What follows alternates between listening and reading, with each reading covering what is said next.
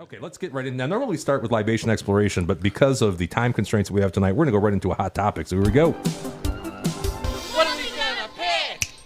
Hot topics. Okay, hot topics. This one revolves around sports betting, one of the things we like to talk about here on the Numbers Guys. Now, D-Dub, I know you've seen this. We were talking about this last Friday, actually. And I don't know if the rest of you guys have seen any of this. Tones, about the Chicago young guy that plays some parlays, two different casinos. 23-year-old fella that the crack man said is living in his parents' basement. Yeah, and I think that's what this article might even go on to say. So, suburban Chicago man wins $800,000 in sports bets, but casino won't pay. Who was in the right, so on and so forth, right? So, it's a fascinating tale of this Chicago man. He won $800,000. That's more than our Pistons futures bets are going to pay. Mm-hmm. Traveled as far as Iowa to place. His name, Thomas McPeak, is 24 years old, shares a home with his parents, and the basement is a shrine to their favorite teams. Who doesn't know somebody And like that? that's where he right? lives, in the basement. Of course. So he read a stack of books, made some educated sports wagers. In fact, the gentleman we're going to have on probably was among the authors that he read, I would assume. I saw Conquering Risk in there, yes. For sure. Calculated attack. I thought I had an edge. That's what he's saying. His first stop, he went to Horseshoe Casino in Hammond, Indiana in August. And he put $30,000 in, and his win amounted to $350,000 there. Then his next stop was Isle Casino in Bettendorf, Iowa in September. And both of these casinos, by the way, owned by Caesars. He went to Chase, took out $20,000, went to the kiosk. He was there for 4 hours putting in bets at the kiosk. So this is like, how many bets? He was just jamming It bets had to in? be a substantial amount of wagers. If In he's the article, it said the first stop was $75 $100 parlay bets. 75? 75. wow. So $7,500. I know 10,000 is a special number for something to do federally. Well, yeah, for AML purposes, for sure. You need to know that. The Horseshoe, though, is not going to pay him this $350,000 that he won there. So then he goes to Iowa to collect that $450,000 that he won on the bets over there. And they told him to get effed as well. They're not going to pay him. And here's what kind of gets me. They gave him a printed sheet highlighting their anti-money laundering rules and repeat wagering policies. So he goes, obviously he's upset about this. And we have probably... I don't know, one of the foremost respected people in the gambling industry. We got Elihu Feustel on the phone right now. I'm gonna bring him on. Elihu, can you hear us? Hey, how are you guys doing? How are you doing, Elihu? Yes, I hear you fine. I got to tell you, it's such an honor to have you on our little show. Thank you. So, full-time professional gambler, attorney admitted in Indiana, if I read that correctly. Respected author. You can find his books on Amazon. You can check him out on Twitter at @D_Feustel and also on the web, elihufeustel.com. So, you were actually featured in this CBS News story in Chicago there, and I know D-Dub is well versed. Basically, if you happen to catch that on YouTube, it's CBS Chicago. They brought on 3 different voices to talk about this. One was a professional gambler turned, what was he, Elihu? A gambler turned, does seminars, I think, and maybe teaches at UNLV. I don't recall who they were, but at least one of them, I don't think understood what he was talking about. Expert witness. I think from what I've noticed a lot of times, especially the media, that they have no idea what they're talking about when it comes to sports betting. Would you agree with that? Yeah, I'd agree with that. Okay. All right. I wrote a piece on this dispute in Medium because I thought that the news piece left out so much information that you really couldn't come up with a good conclusion on it. Okay. So I actually had 2 Medium pieces. I'm sorry. Talk to us a little bit about that. Exactly what you wrote. That was This was kind of last minute. We knew that you were coming on about a half hour before the show, so I was a little rushed putting this together. But so you basically had a timeline. Is that correct? Yeah. So originally, I gathered all the facts. The player told me, and then later the Gaming Commission gave a response. Also, the Gaming Commission gave the timeline on a full timeline for the reply. Okay. But I mean, the things that we didn't. So what we originally thought was the player filed a bunch of parlays on August 20. Was it towards the end of August and early September, a week later? Okay. and they were repeat bets.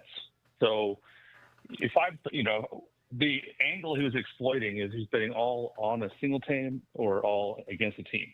So if, for example, I thought Caesars overranked USC, and I think that was one of the teams he faded, I would bet all the look-ahead games parlayed against USC.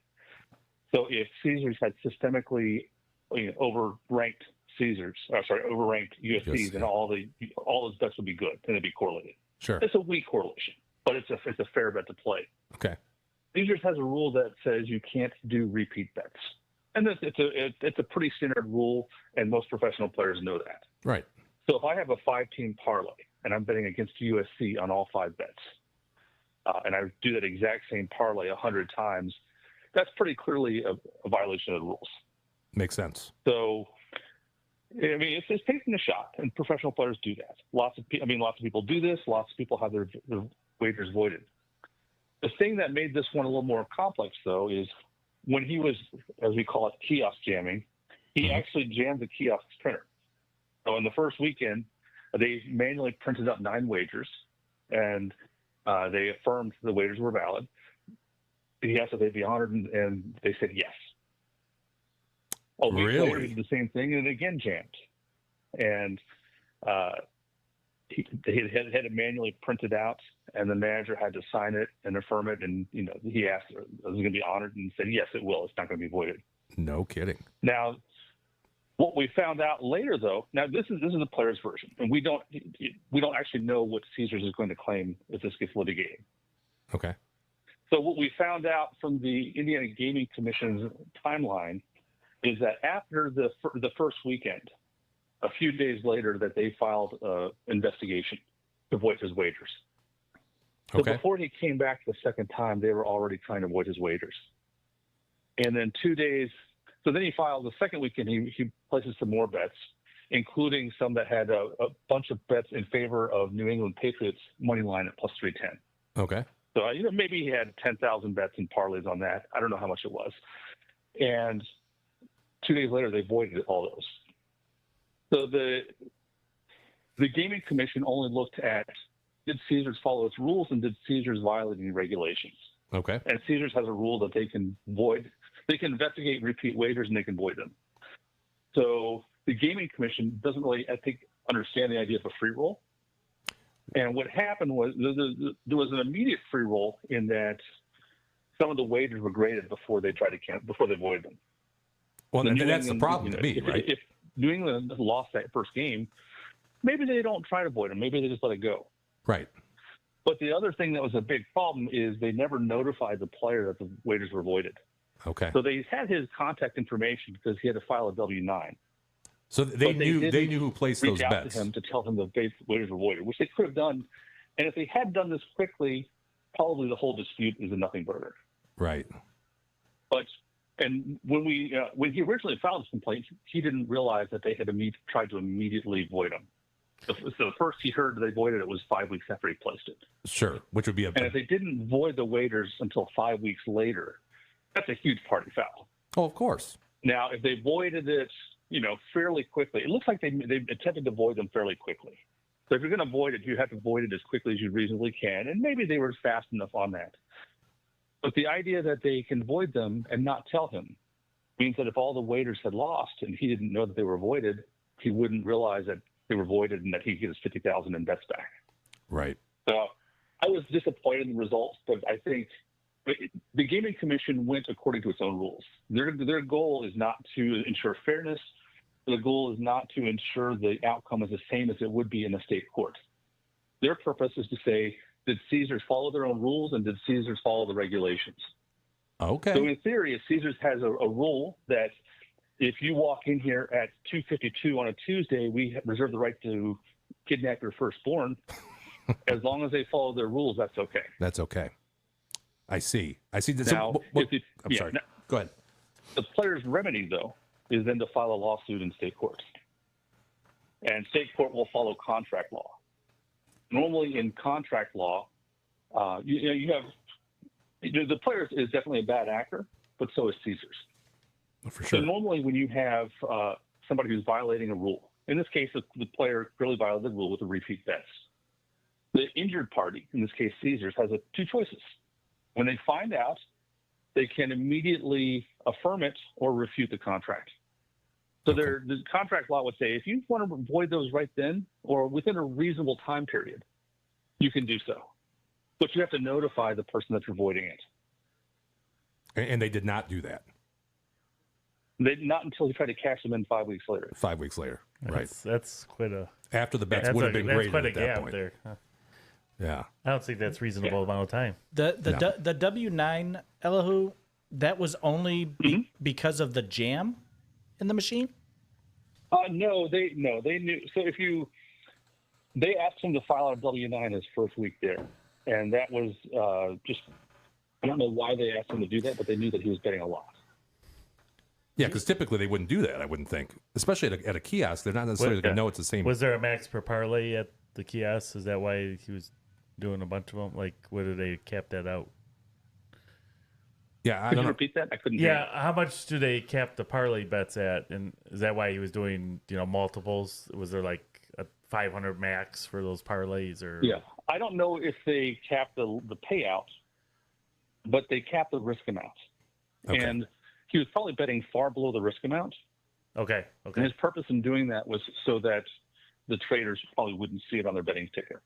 Right. So he was intentionally doing this to circumvent limits, right? I guess would probably be. Yeah, yes, he was doing it a couple of things go on. First, he circumvents limits. Second, by doing these micro bet parlays, it's harder for a trader to analyze it and see what's going on. So Okay. he's more likely to get the same price repeatedly. If he came in and bet $500 parlay or whatever they would let him bet, They everyone removed put a it. counter into it. They may look at it and they may change their line. Right. But by doing a whole okay. bunch of $35 bets, they're less. They did not react and they're less likely to react. Oh, that's interesting. Okay. Elihu, is the crux of it that he bet teams A, B, C, D, and E, and then had another ticket for A, B, C, D, and E again, and that basically is Yes. what the real exact foul same is? 5 legs repeatedly. Gotcha. And if he had come back, if he had left and come back and bet that, is that It's still a repeat bets. okay? So the definition of the repeat bet is it's a bet that's the same outcome. So Okay. if you have 5 identical legs, and the wager is going to win or lose based on those identical 5 outcomes, that's a repeat bet. Gotcha. Now you could screw up their rules. Let's say you had 10 plays you liked. You could do 89, 10 combinations of 9. You could do the 45 combinations of 8, and each of them would be a unique one. But I think he just did them all identically. Okay. Gotcha. And what struck me about this is when I was reading the original article, and this was I think this was last Friday, but it was talking about AML and the fact that he was structuring. And I was thinking at that point, well, I don't think that should be voiding the bets. I mean, maybe they withhold the payment until they do an investigation, file the SAR, whatever they got to do.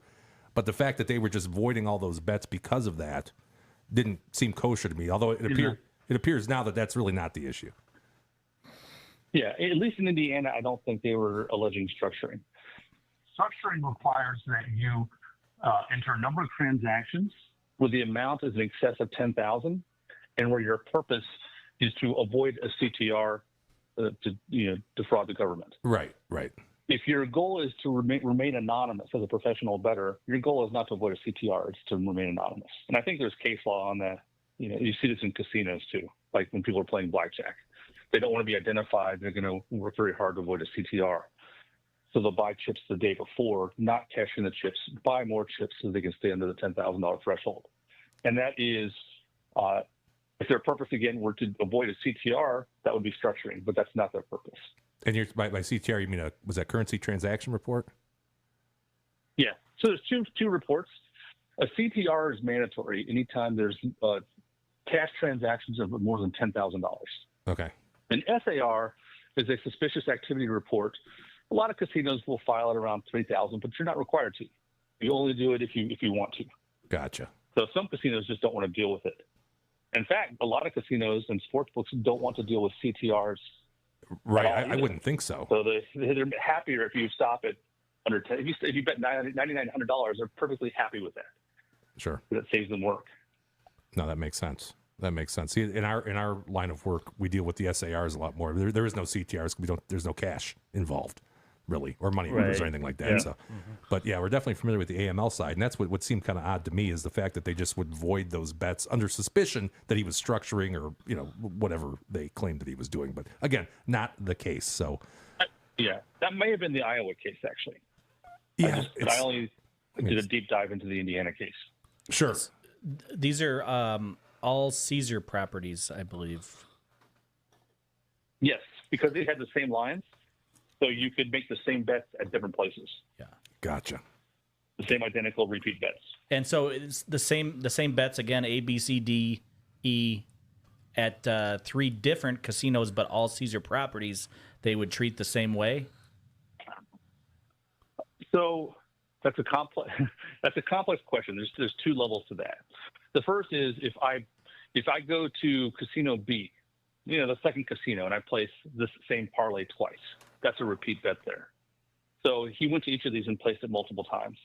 The other aspect is, what if I bet this once at casino A and once at casino B and once at casino C? And that's probably not repeat betting because it's different financial institutions, even though they're all owned by Caesars. Okay. Wow, that's interesting. And the fact that it was because it was over 2 states, that didn't make any difference at all? That doesn't matter. Doesn't matter. Okay. No. Okay. Wow. Fascinating. Although they did make it sound nefarious in the TV. He crossed state lines. Of course. Yeah, of course. It's a federal offense now. Right. Yeah, exactly. Refer to the feds. So I've heard you talk a little before about betting errors. For example, if that USC bet was -7 and it came up as +7, betting that against Caesars, it's an obvious 14-point mistake. That's not at all what's going on here at any point in time. No, that's not the case here. For it to be an obvious error, a line error, there has to be an established market, or there has to be obvious to anyone that the line was wrong. Now, in a look-ahead games, there's no market for it. So if he bet USC at, if you bet the other team at +70, you'd say, yeah, that's probably a mistake. But +7, and you have no idea how good these teams are actually going to be, and Pinnacle doesn't have a lineup, and Circa doesn't have a lineup, then it's going to be very hard to argue that whatever they put up was a bad line. Gotcha. When people are jumping on these bad lines, that is something that can be voided at any point in time by the casino? It depends on the jurisdiction. So some jurisdictions are very tight. Like if you put a bet into New Jersey and you make a human error, and I put up +10 instead of +1, New Jersey a human error, sportsbook's responsible for it. You can't avoid it. There may be an exception that if it's a 0% chance of winning, or if it's pass posts. But in general, You there, Elihu? you not hear me? Let me see. Oh, you're back. back. You're back. Can You you hear just dropped for a second. You're back. Okay. So Dominican Republic, New Jersey are very pro-player friendly. Indiana is not. Indiana, I would say, is probably one of the least friendly jurisdictions for players. Really? Ohio is fairly friendly. I mean, these are the ones just that I've looked into. Nevada is not very friendly. Really? I've had some curious experiences with Nevada. One where it was a fuss over my identity, and Gaming Commission declined to decide if Hannah's and Caesars were separate financial institutions, which the law defined them as, or if they were the same one. And that affected if they could ask for a CTR if I cashed in tickets. Really? Oh, was that the story regarding the Wall Street Journal reporter that was? Yes. That's very interesting. That's a very interesting story. I don't know if you want to tell it here or not. I know we're already kind of. I'll skip it. Understandable. Well, I'll tell you what, man. If you ever find yourself in the Metro Detroit area, because you're not too far from us. All right. Well, I haven't been up there in a long time, but I'll actually be in Indiana this weekend. You will. That's right. You're going to Indiana this Are weekend. you familiar with Fremont, Angola area? I'm not. Okay. That's, I mean, I know generally where it is, but I haven't been Okay. there. So. Well, we'll send Daryl down to the casinos to start some confrontation, and then we'll get you involved. What, So, what, see what the Michigan law is on players. what's the best casino in Indiana? Well, it used to, for me, it was Four Winds Casino, but they trespassed me. Oh, no kidding. That's right on the bets. Is that Michigan and I City? was- Is that where that's at? So that is Blue Chip Casino. Okay, Four Winds is located in South Bend, which is very close to me. Oh, okay. gotcha. And I was being so scrupulous and honest. I wasn't using kiosks, and I wasn't playing blackjack, and they still trespassed me. Wow. Just based on who you are? I don't know. They never told me why I was trespassed. It was a business reason. Wow. That's crazy. That is interesting. You did some work for Pinnacle back in the early part of this 2 century. decades ago, yes. It- A lifetime ago. And maybe that's something that's carried with you. Like, I don't know why they would pass that information on to anybody, but I guess it's pretty easy to find out these days who everybody is.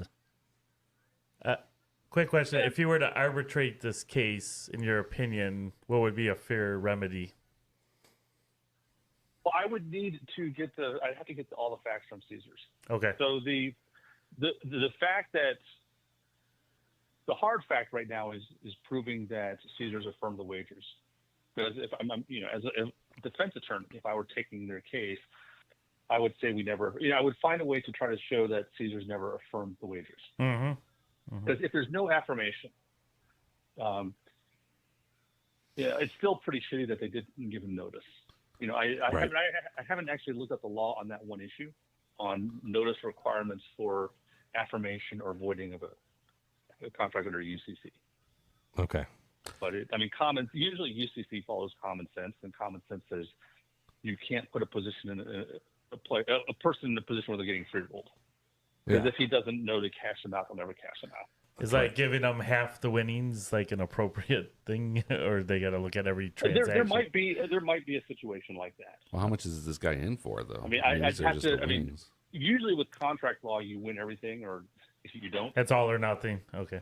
But yeah, it's the negotiated settlements is where you may get half. Okay. Okay. Gotcha. Well, I'm sorry. Go ahead. I was just gonna say last thing, Elihu, from me. You've had scenarios where the sports book has talked to you about, that they don't want you playing bets that you've already made, which obviously isn't the case here. But I guess They never told me that because I've never done that. I heard you say something one time about some like arena football bets or whatever. That was it. Pinnacle maybe that said we It don't. was Pinnacle. So there was a time when I put in NFL pregame teasers, Okay. and they asked me. They said, "We don't want these.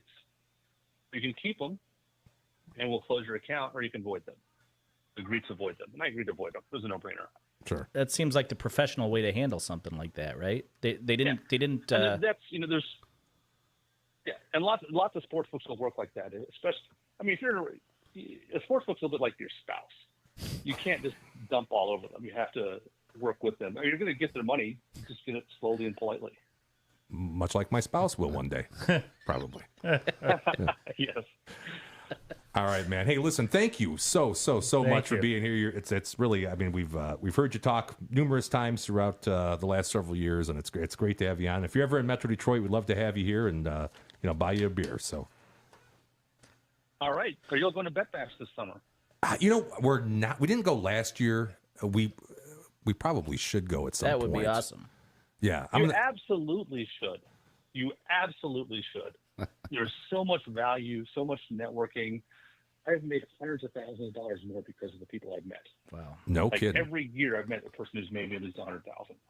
Wow. What? So I'm going to be there in July, the first part of July. When is Bet Bash? I don't recall. I think it's the second weekend of August. Yeah. Maybe. Maybe. It's absolutely worth a trip. Okay. And it just the stories you'll get and the fuel you'll get for this show it's a no-brainer. All right. One of us might go. Whatever. We all got young kids, so it's hard. But You should do a show from there. That is something we should do. We've done mobile shows before. They never go real well. Elihu, but, Where's that hosted at? Is there Is it Circa? is that Circa in Fremont. Yeah. And they started that when Circa opened, or was it going on before that? Well, did Spanky, that's his deal, right? This is the fourth or fifth. I guess this is the fifth year. The first year was in New Jersey. The last 3 years were at Circa. Oh, okay. Okay. Okay. Gotcha. Well, maybe we'll see you there. I'm going to try to talk one of us into going. Or maybe they're going to talk me into going, probably. Hope to see you there. Sounds great, It's buddy. near my birthday, so maybe I'll work that out. There you go. Elihu, I have both the books in the shopping cart on Amazon. I already had the Conquering Risk on my phone, and I found that I can't. First of all, I bought it during tax season, so I haven't had a chance to dig into it too much. But I find it hard to read on the phone, and so I've got them both. The paperback versions in the cart.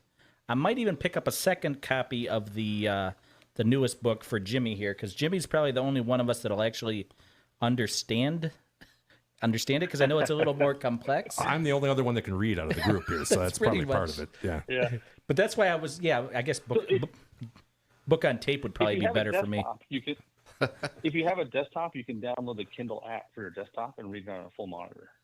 Oh, And that's a that's good idea. actually a good way to do it, especially the second book, Beyond the Odds, because there are about 20-some worksheets or source code. But when I wrote Beyond the Odds, I expected people to read it with a computer nearby so they could open up spreadsheets and explore stuff. Okay. That's a good idea. The full title, Beyond the Odds, Efficient Market Theory and Tools of Warfare. Efficient market theory, Jimmy? I'm familiar with that, yeah. Or modern portfolio theory, efficient markets for sure. And also Conquering Risk. That was your first one, right? Yes. Awesome. Attacking Wall Street and Vegas. But the idea is, so Beyond the Odds doesn't actually talk about any kind of handicapping.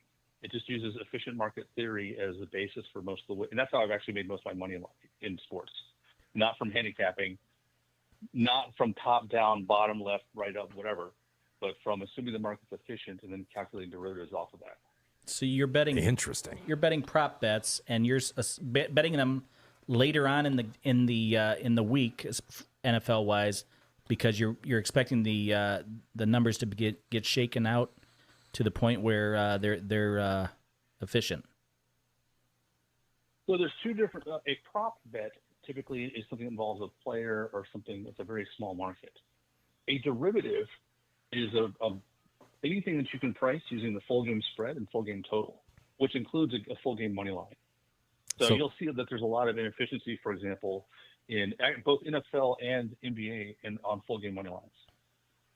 Another example of a derivative that's easy to beat would be a first half spread in college football. Right. So anything that can be priced based on the price of the full game market, right? So even a quarter. Yes, those are derivatives. Gotcha. But if you're betting something like, how many touchdown passes will this player have? That is a prop on a derivative. Gotcha. And So I actually don't bother with props. Okay. The limits on props are too low, and the best time to bet these derivatives is an hour to post. The spread and total are accurate at that point, and if the derivative is incorrect at that point, if your pricing is better, it's very easy to beat. Wow, that is like the direct opposite of what we've always heard anyway, that you got to bet early when the numbers are off. I guess if you're going to take an approach where you're going to be handicapping, that would be the way to do it. But if you're using the market itself. I absolutely agree on handicapping.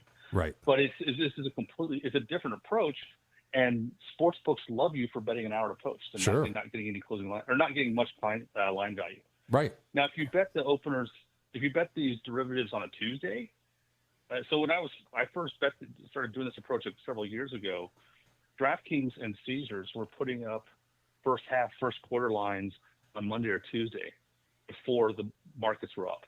So Okay. Pinnacle wasn't up, Bookmaker wasn't up. It was their math alone in the dark. Wow. And then I put in round robins of 20 or 25 teams early in the week and get 100,000 down in a click. Wow. That was the glory days.